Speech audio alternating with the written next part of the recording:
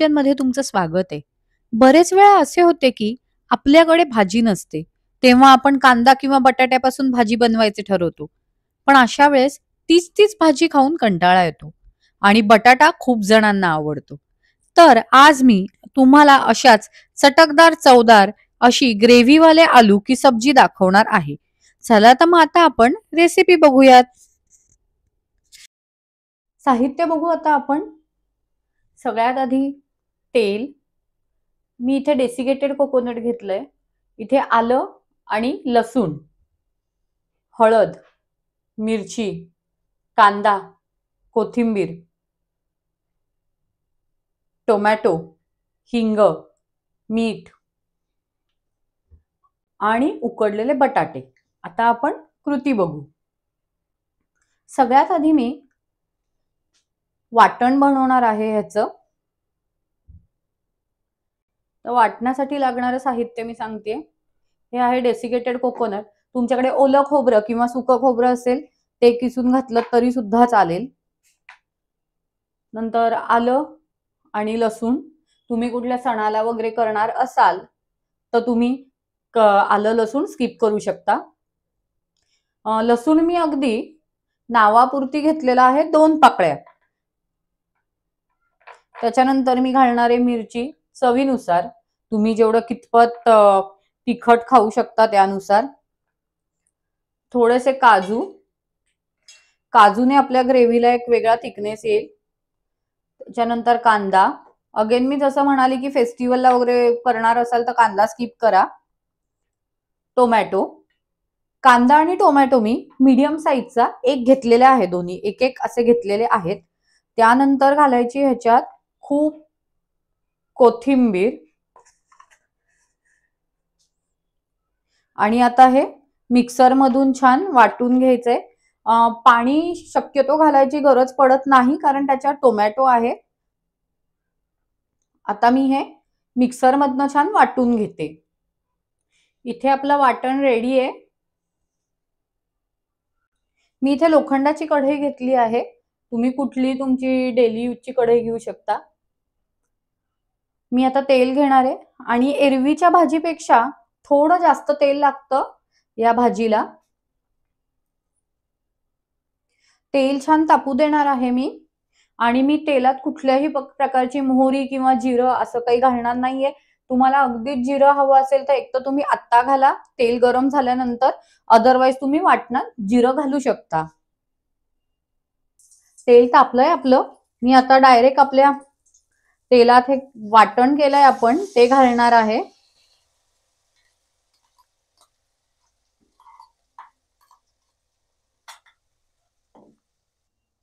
आता हे वाटण जे आहे ते मी छान तेलात परतून घेणार आहे आणि जोपर्यंत या वाटणामध्ये असलेल्या इन्ग्रेडियंटचा वास जात नाही, कच्चा जो वास असतो तो जात नाही, तोपर्यंत मी ह्याला छान परतून घेणार आहे. या वाटणाचं एक साईन म्हणजे ह्याला बाजूने तेल सुटणार, म्हणजे आपण समजायचं की आपलं वाटण जे आहे ते रेडी आहे, म्हणजे पुढच्या कृतीसाठी. तोपर्यंत हे वाटण मी ढवळणार आधनमधनं. ही पण भाजी अतिशय झटपट होते, फारसा वेळ लागत नाही. ही भाजी तुम्ही जर का मस्टर्ड ऑइल म्हणजे मोहरीच्या तेलात बनवली तर ह्याची चव अजून छान लागते. मी लोखंडाची कढई वापरत असल्यामुळे ह्याला मी थोडं ढवळत राहणार आहे अधनमधनं, कारण खाली हे मिश्रण लागण्याची शक्यता आहे कढईला, म्हणजेच थोडी जळण्याची शक्यता आहे वाटण आपलं. म्हणून मी आपलं मधनं ह्याला मिक्स करत राहणार आहे. तुम्ही जर का नॉनस्टिक पॅन कढई वापरली तर तुम्हाला ह्याची गरज नाहीये. तुम्ही बघू शकत असाल हळूहळू मी जसं म्हणली होती कडेने तेल सोडायला लागलंय आपलं वाटण. आता मी अजून फक्त 1-2 मिनिटं ह्याला छान परतून घेणार आहे. आता मी या वाटणात सगळ्यात आधी घालणार आहे हिंग.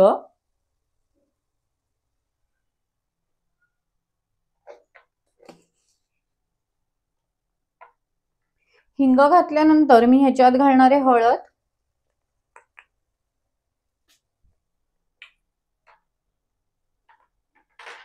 आणि पुन्हा छान मिक्स करून घेणार आहे.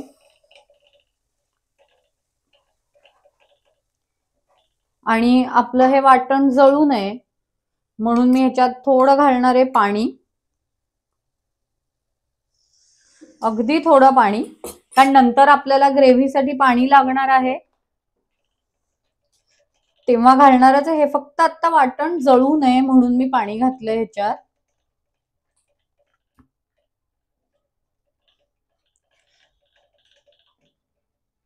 आता मी ह्याच्यात आत्ता थोडं मीठ घालून घेणार आहे, नंतर थोडं मीठ घालणार आहे. जेव्हा फायनल आपलं भाजी रेडी होईल तेव्हा थोडं मीठ घालणार आहे आणि आत्ता थोडं मीठ घालणार आहे, म्हणजे ग्रेव्हीत चांगली ती मिठाची चव येईल.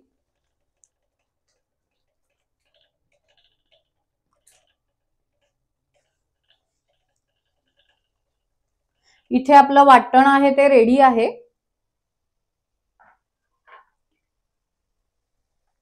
आता मी ह्याच्यात आवश्यकतेनुसार पाणी घालणार आहे. जे आपल्या मिक्सरला जे वाटणाचं थोडं लागलं होतं त्याच्यातच मी पाणी घालून छान स्वच्छ पुसून घेणार आहे आपलं मिक्सरचं भांड, जेणेकरून कुठलाही पदार्थ वाया जाऊ नये. तुम्ही तुमच्या आवश्यकतेनुसार ह्याची ग्रेव्ही ठेवू शकता. तुम्हाला जेवढी लिक्विड ग्रेव्ही वगैरे पाहिजे असेल त्यानुसार. मी अजून थोडंसं पाणी घालणार आहे ह्याच्यात. जर का तुम्ही वाटण करताना पाणी घातलं तर थोडं कमी पाणी घाला. आता ह्याला पण एक छोटीशी उकळी येऊ देणार आहे मी.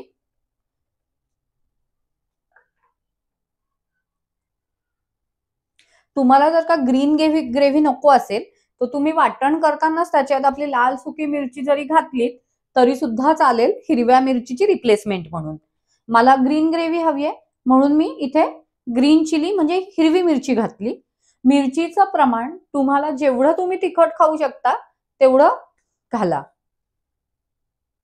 ह्याला तुम्ही भंडारेवाली आलू की सब्जी पण म्हणू शकता.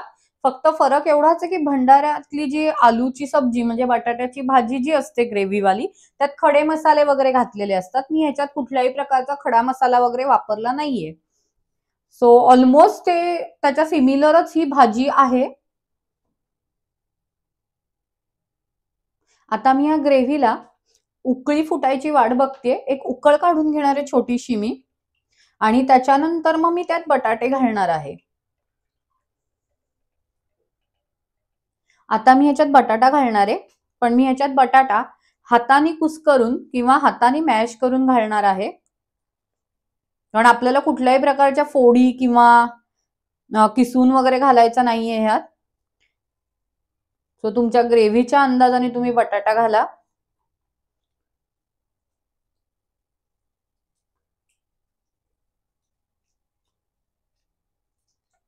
मोठ्या जास्त मॅश करू नका, थोडं छोटे छोटे मॅश करा.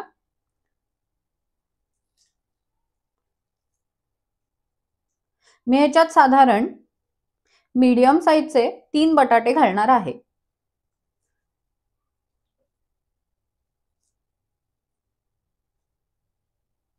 आता मी हे छान मिक्स करून घेणार आहे.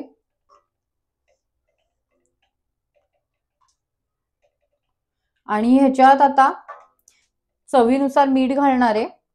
फक्त मी एक सांगते, जेव्हा मी हे बटाटे बॉईल करायला म्हणजे उकडायला घेतले होते तेव्हा त्याच्यातही मी थोडं मीठ घातलं होतं.